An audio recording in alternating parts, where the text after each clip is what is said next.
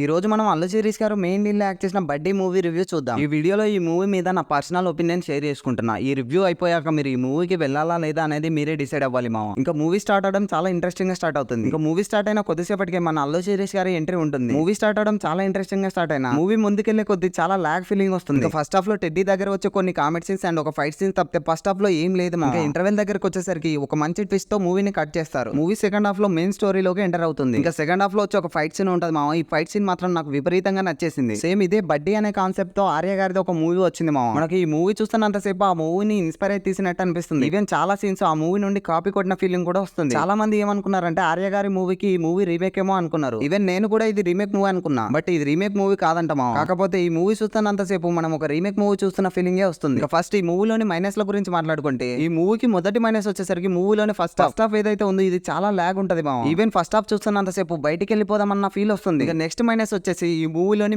Music చాలా worst ఉంటది మామ. ఇంకా బీజిఎం గురించి ఎంత తక్కువ మాట్లాడుకుంటే అంత మంచిది. ఈవెన్ ఏదైనా ఫైట్ సీన్స్ కి హైప్ రావాలంటే అది బీజిఎం ద్వారానే రావాలి. ఈ మూవీలో అది అస్సలు ఉండదు మామ. పర్లేదు ఫైట్ సీన్స్ బానే ఉంటాయి, కాకపోతే దానికి తగిన బీజిఎం మాత్రం అస్సలు ఉండదు. ఇంకా ప్లస్ ల గురించి మాట్లాడుకుంటే ఈ మూవీకి మెయిన్ ప్లస్ వచ్చేసరికి అల్లు శిరీష్ గారు తన యాక్టింగ్ తో ఈ మూవీని నిలబెట్టారు మామ. ఈ మూవీకి ముందుగా సందీప్ కిషన్ గారిని హీరోగా అనుకున్నారు. ఈవెన్ చాలా పోస్టర్స్ కూడా రిలీజ్ చేశారు. ఏమైందో ఏమో కానీ ఈ ప్రాజెక్ట్ నుంచి సందీప్ కిషన్ గారు తప్పుకొని అల్లు శిరీష్ గారే ఎంటర్ అయ్యారు. నాకు ఎందుకో ఈ మూవీకి అల్లు శిరీష్ గారి కంటే సందీప్ కిషన్ గారు అయ్యి ఉంటే ఇంకా బాగుండేమో అనిపించింది. ఇంకా అల్లు శిరీష్ గారి పర్ఫార్మెన్స్ గురించి మాట్లాడుకుంటే లాస్ట్ టైం అల్లు శిరీష్ గారు తీసిన ఊర్వశివో రాక్షసివో మూవీ కంటే ఈ మూవీలో తన పర్ఫార్మెన్స్ చాలా బాగా ఇంప్రూవ్ అయింది మామ. ఇంకా ఫైనల్ గా ఈ మూవీకి వెళ్ళాలా వద్దా అంటే ఇంకా ఈ మూవీలో ఫస్ట్ హాఫ్ అయితే decent first half, second half చాలా బాగా ఉంటుంది. ఇంకా మ్యూజిక్ గురించి పెద్దగా ఎక్స్పెక్ట్ చేయకూడదు. ఇంకా ఫైనల్లీ నేను ఈ మూవీకి ఇచ్చే రేటింగ్ 2.8 అవుట్ ఆఫ్ 5 మామ. ఈ సినిమా మీరు ముందే చూసింటే ఈ మూవీకి మీరు ఇచ్చే రేటింగ్ ఏంటో కింద కామెంట్ చేయండి మామ.